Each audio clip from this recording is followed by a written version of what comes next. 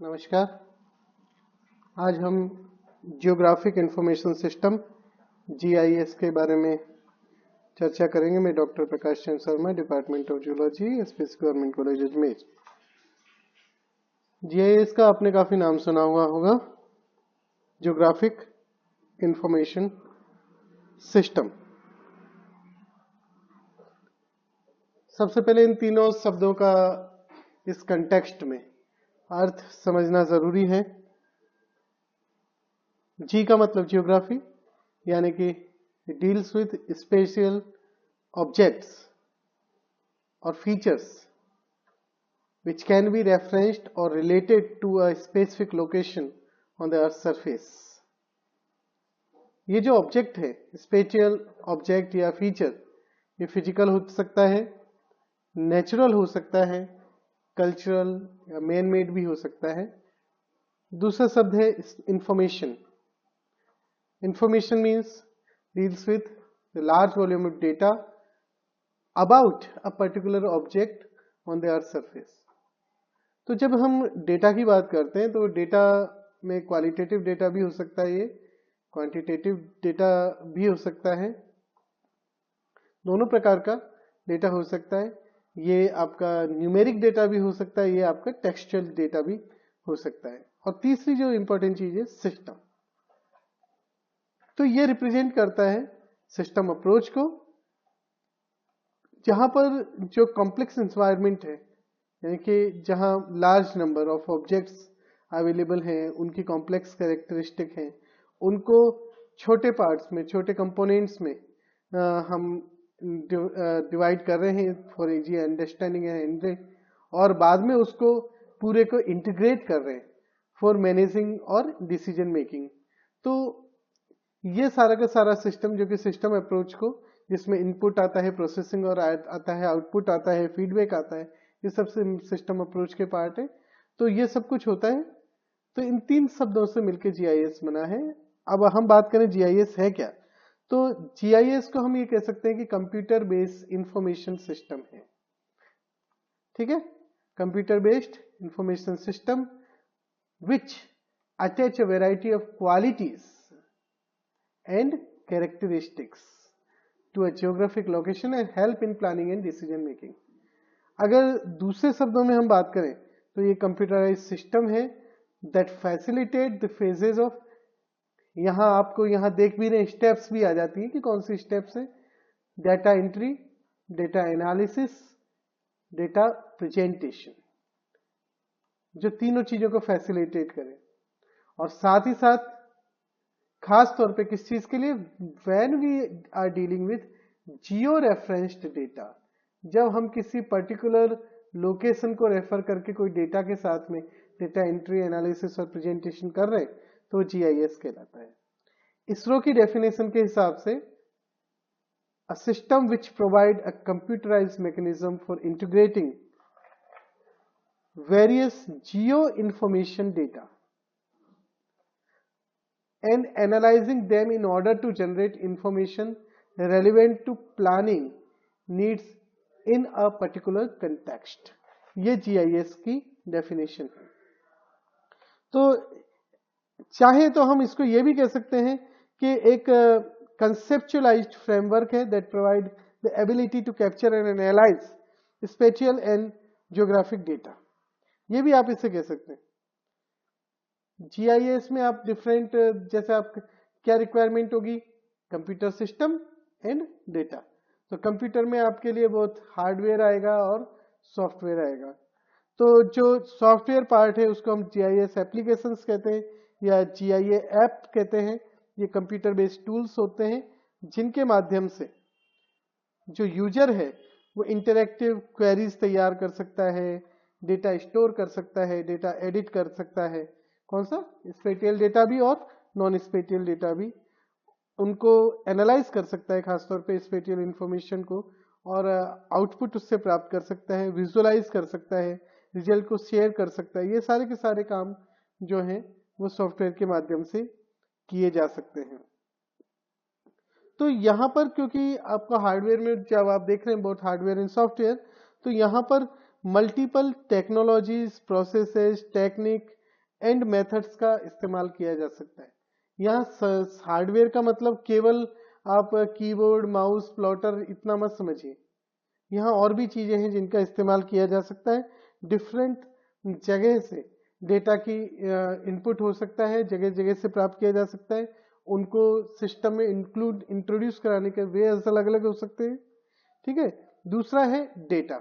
Data जैसे मैंने बताया आपको डिफरेंट सोर्सेस से प्राप्त किया जा सकता है, डिफरेंट टेक्नोलॉजीज का इस्तेमाल उसमें किया जा सकता है, डिफरेंट प्रोसेसेस लाइक आप उसमें इंजीनियरिंग, प्लानिंग, मैनेजमेंट, ट्रांसपोर्ट, यहां से भी डेटा प्राप्त किया जा सकता है।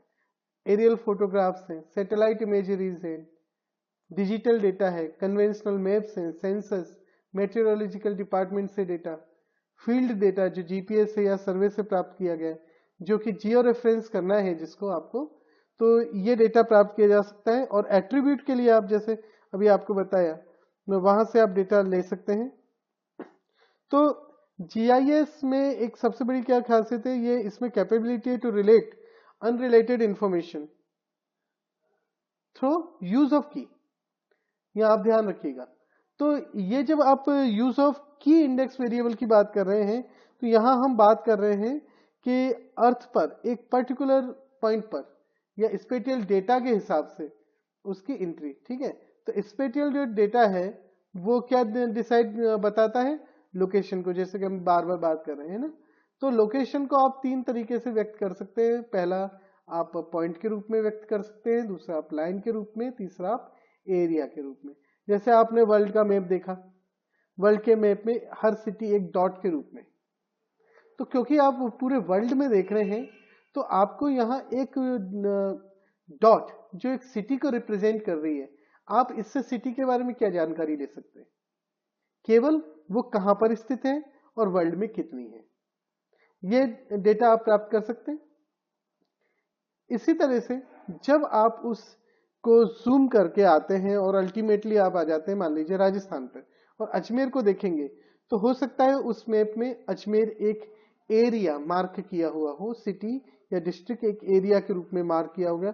एरिया का मतलब जहाँ कनेक्टेड लाइन से, उससे जो एक पॉलीगोनल कनेक्टेड लाइन से, वो उसका जो है एरिया कहलाता है। तो यहाँ एरिया से आप उसके वॉल्यूम के बारे में भी कुछ जानकारी ले सकते हैं। तो ये डिफरेंट जो आप स्टेप्स हैं उसके ऊपर उस डेटा का।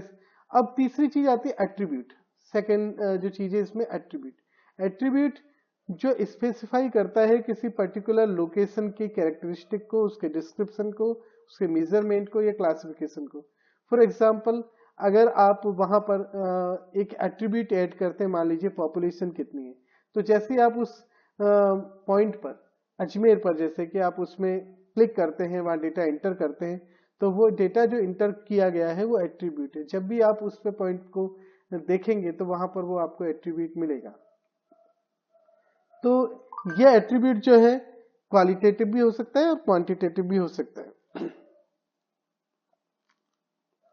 तो यहां पर आप लोकेशन के हिसाब से वो पर्टिकुलर कैरेक्टरिस्टिक उस लोकेशन की उसको स्पेसिफाई कर रहे हैं।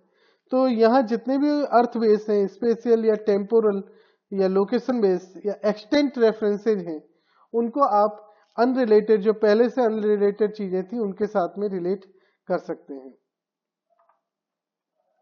तो जो मॉडर्न जीआईएस टेक्नोलॉजीज है उसमें आप डिजिटल इंफॉर्मेशन का इस्तेमाल कर सकते हैं, करते हैं। और सबसे जो इम्पोर्टेंट आप इसमें हार्डवेयर देखते हैं या सबसे इम्पोर्टेंट जो टूल देखते हैं वो है डिजिटाइजर। ठीक है ना। और डिजिटाइजेशन की प्रोसेस जिसके माध्यम से आप हार्ड कॉपी या सर्वे प्लान जो है उसको आप डिजिटल मीडियम में यूजिंग कैड प्रोग्राम्स और जियो रेफरेंसिंग प्रोसेसेस के जरिए उसे आप इस्तेमाल करते हैं। तो यहाँ पर आप जो डिजिटाइजर है उसकी मदद से जो हार्ड कॉपी है मैप की उसको आप डिजिटल कॉपी में कन्वर्ट करके उसके साथ जियो रेफरेंसिंग आप कर सकते हैं। ठीक है। तो ये चीज आप याद रखिएगा। साथ ही साथ इसमें ऑर्थो रेक्टिफाइड इमेजरीज जो सैटेलाइट से एयरक्राफ्ट से प्राप्त है उनको भी डिजिटाइज करके और जियोग्राफिक डेटा आप एक्सट्रैक्ट उससे कर सकते हैं। और दूसरी चीज जो इसमें आती है डेटा में ही वो है जियो प्रोसेसिंग। जियो प्रोसेसिंग का मतलब है GIS operation used to manipulate spatial data, कि आप डेटा के किस प्रकार से कितने इस्तेमाल कर रहे हैं। ठीक है, तो यहाँ पर जो आप इंडेक्स वेरिएबल यूज कर रहे हैं वो क्या है, स्पेटियो टेम्पोरल लोकेशन, जो की इंडेक्स वेरिएबल है, तो यानी कि स्पेस और टाइम के हिसाब से लोकेशन।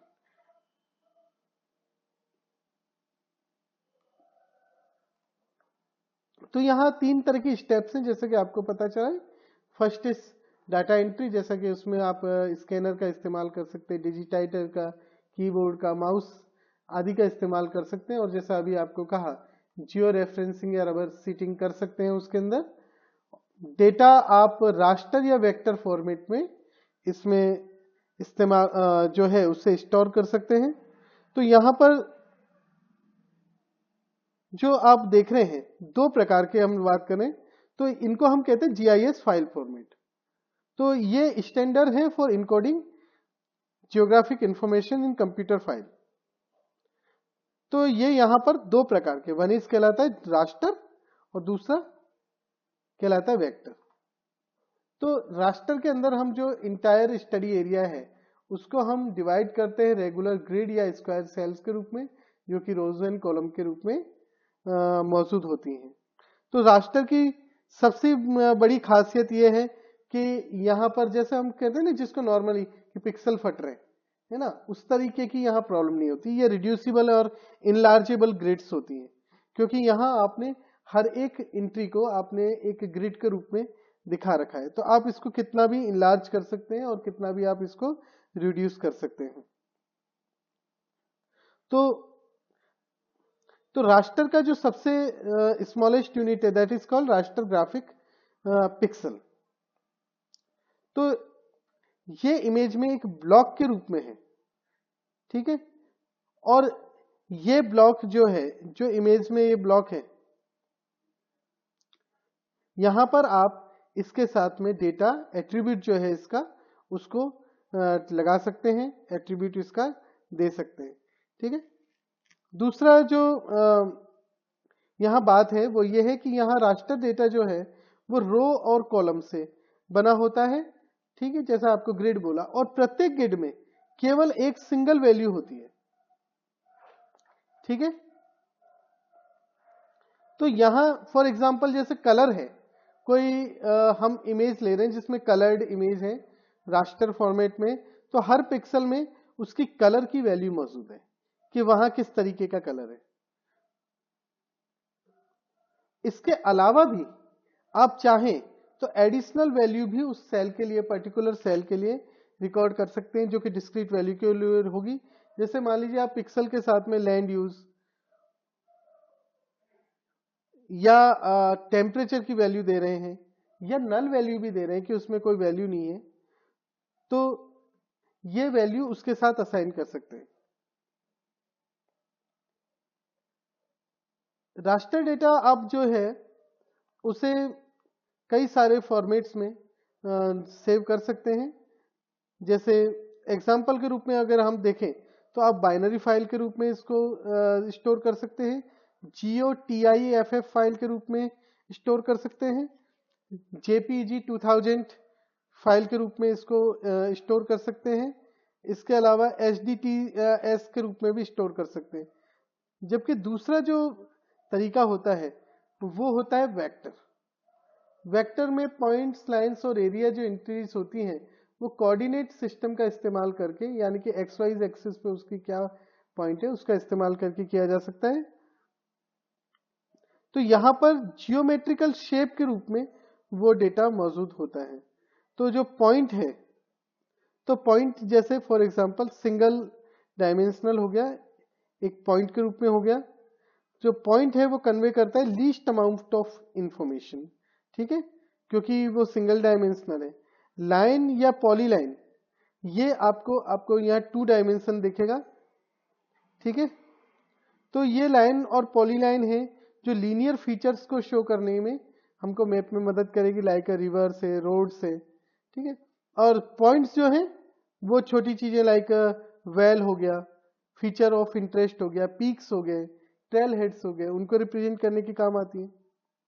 लाइन फीचर का इस्तेमाल डिस्टेंस मेजर करने में भी किया जा सकता है। थर्ड जो एरिया है वो पॉलीगॉन होता है। ये जनरली हम यहाँ पर 2 डायमेंशनल पॉलीगॉन का इस्तेमाल कर रहे हैं, जैसे ये लेक है, पार्क की बाउंड्री है, बिल्डिंग है, सिटी बाउंड्री है, लैंड यूज है, उन सारी चीजों को ये बता सकता है। तो वेक्टर में जो खासियत होता है वो होता ही है कि स्पेटियल इंटीग्रिटी को अच्छे से रिस्पेक्ट करता है। ये ऐसा रास्टर में जनरली नहीं होता, हालांकि रास्टर में इंफॉर्मेशन आप बेहतर तरीके से स्टोर कर सकते हैं। ठीक है, तो जैसे आप वेक्टर का जब इस्तेमाल कर रहे हैं तो वेक्टर में भी कई सारे फाइल फॉर्मेट का आप इस्तेमाल कर सकते हैं, लाइक इसी टिन फॉर्मेट का आप इस्तेमाल कर सकते हैं, जीएमएल का इस्तेमाल कर सकते हैं आप, एनटीएफ जो नेशनल ट्रांसफर फॉर्मेट है उसका इस्तेमाल किया जा सकता है, टाइगर फॉर्मेट का इस्तेमाल किया जाता है, वेक्टर प्रोडक्ट फॉर्मेट का भी इस्तेमाल किया जाता है। ये कुछ है। अगर हम बात करें तो जो रास्टर डेटा सेट है, जैसा हमने बोला, रिकॉर्ड करता है एक value, a value for all point in area covered by. अब यहां पर क्योंकि हर एक पॉइंट की एक वैल्यू को स्टोर कर रहा है रास्टर, तो यहां पर आपको बहुत ज्यादा स्पेस की जरूरत पड़ती है। जबकि वेक्टर फॉर्मेट में जैसा आपको कहा कोऑर्डिनेट सिस्टम का इस्तेमाल कर रहा है, तो जहां पर आवश्यक है केवल वहीं पर डेटा स्टोर हो रहा है, उस पॉइंट पे ही हो रहा है, सभी पे नहीं हो रहा। जबकि रास्टर में सभी पॉइंट पे डेटा स्टोर हो रहा है। रास्टर जो है वो कंप्यूटेशनली लेस एक्सपेंसिव होता है, जबकि वेक्टर जो है वो ज्यादा होता है। ये थोड़ा सा वेक्टर के पक्ष में नहीं बात में आती है, क्योंकि रास्टर में तो आप उसको स्क्वायर्स में बांट करके पूरे इमेज को और उस पे वैल्यू ऐड कर रहे हैं, वेक्टर में पर्टिकुलर पॉइंट पे आप जा रहे हैं। वेक्टर में क्योंकि आप पर्टिकुलर पॉइंट पे जा रहे हैं तो वेक्टर डेटा जो होता है वो विजुअली स्मूथ होता है और इजीली इंटरप्रिटेबल होता है, इम्प्लीमेंटेशन भी आसान होता है ओवरले एक्सप्रेशंस का उसमें, जबकि रास्टर के साथ ये पॉसिबिलिटी थोड़ी सी कम होती है। तो क्योंकि स्मूथ है इसलिए राष्ट्र वेक्टर इमेज तो ट्रेडिशनल मैप लाइक लगेगी, लेकिन जब रास्टर इमेज को आप देखेंगे तो वो काफी ब्लॉकी लगती है और लगता है कि हर ऑब्जेक्ट की अपनी एक पर्टिकुलर बाउंड्री है। वेक्टर जो डेटा है वो मोर कंपेटेबल है रेशनल डेटाबेस इन्वायरमेंट के, जबकि रास्टर के साथ में ऐसा नहीं होता। वेक्टर डाटा को बहुत आसानी से अपडेट भी किया जा सकता है, लेकिन रास्टर डेटा को नहीं किया जा सकता। नॉन स्पेटियल डेटा आप भी इनके साथ में और ऐड कर सकते हैं। ये सारी बातें हैं। इसके बाद आगे बढ़ते हैं हम। तो फंक्शंस ऑफ जीआईएस में देखें तो थर्ड फंक्शन आता है डेटा एनालिसिस। एनालिसिस का मतलब है कि जब आप डेटा को स्पेटियल और नॉन स्पेटियल डेटा को ऐड कर रहे हैं और लिंक कर रहे हैं उनको एक साथ में, तो आप डिफरेंट तरह के उसके ऊपर ऑपरेशन परफॉर्म कर सकते हैं, लाइक क्वेरीज। जब आप ज्वाइन कर रहे हैं स्पेटियल डेटा और इस एट्रीब्यूट को, तो आप परफॉर्म कर सकते हैं डिफरेंट टाइप की क्वेरीज। जैसे कि फॉर एग्जांपल अगर इंडिया के मैप पे आपने जो लैटिट्यूड अल्टीट्यूड अगर डिफाइन कर रखा है, तो ऐसी स्थिति में आप क्वेरी डाल सकते हैं कि वो कौन कौन सी सिटी हैं जो लेस देन 100 मीटर मीन से लेवल से कम ऊंचाई पे मौजूद है, तो वो आपको उससे इंफॉर्मेशन निकाल के दे देगा। या दूसरी तरीके जैसे प्रॉक्सिमिटी एनालिसिस। प्रॉक्सिमिटी एनालिसिस का मतलब अगर आप फॉर एग्जांपल फॉरेस्ट आप देख रहे हैं, तो फॉरेस्ट के कवर में जहां भी फॉरेस्ट है उसके नजदीक अगर आप डिमार्केट करना चाहते हैं कि ये 10 किलोमीटर का एरिया है जिसको नो हैबिटेशन जोन करना है, तो आप उसमें देख सकते हैं। या फॉर एग्जांपल किसी आप लेक देख रहे हैं, तो उसके साथ चारों तरफ अगर आपको फॉरेस्टेशन करना है उसको डिमार्केट कर सकते हैं। या रिवर के चारों तरफ हैबिटेशन है उनको आइडेंटिफाई कर सकते हैं। फॉर एग्जांपल अगर आप वहां क्वेरी पुट अप करते हैं कि कौन कौन से सिटीज हैं जो लेक के जो वाटर बॉडी के नजदीक है, और आप उसमें प्रॉक्सिमिटी डालते हैं कि 10 किलोमीटर, तो वो 10 किलोमीटर के विद इन जो भी हैं उनको आपको दे सकते हैं। नेटवर्क एनालिसिस में आप डिफरेंट लाइंस के एनालिसिस करते हैं, जैसे रोड की लेंथ कितनी है, नेटवर्किंग क्या है, कहाँ कहाँ से वो गुजर रहा है, तरह तरह के उससे आप इंफॉर्मेशन प्राप्त कर सकते हैं। ओवरले ऑपरेशंस का मतलब है जब आप डिफरेंट थीमेटिक मैप्स को जैसे फॉर एग्जांपल एक थीमेटिक मैप है जहां पे आप किसी लोकेशन का, ठीक है, वहां पर आप उसकी हाइट्स और पीक्स जो है उनको ले रहे हैं, दूसरे पे आपने पॉपुलेशन ले लिया, तीसरे पे आपने वाटर बॉडी ले ली, चौथे पे अन्य इंफ्रास्ट्रक्चर ले लिए, तो आप इन सभी को एक साथ में ओवरले करके प्राप्त कर सकते हैं कि उस पर्टिकुलर लोकेशन पे क्या स्थिति है। और आखिरी चीज आती है मॉडल बिल्डिंग। मॉडल बिल्डिंग का मतलब है कि आपने ये सारा का सारा जो डेटा उसमें डाला है सिस्टम में, उसके हिसाब से आर्टिफिशियल इंटेलिजेंस का इस्तेमाल करते हुए वो डेटा आपको प्रोजेक्ट करके भी बता सकता है कि अगर ये स्थितियां हैं जो आपने पर्टिकुलर एट्रीब्यूट डाले तो क्या होगा।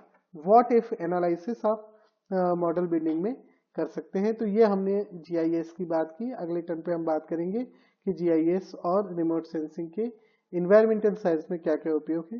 धन्यवाद।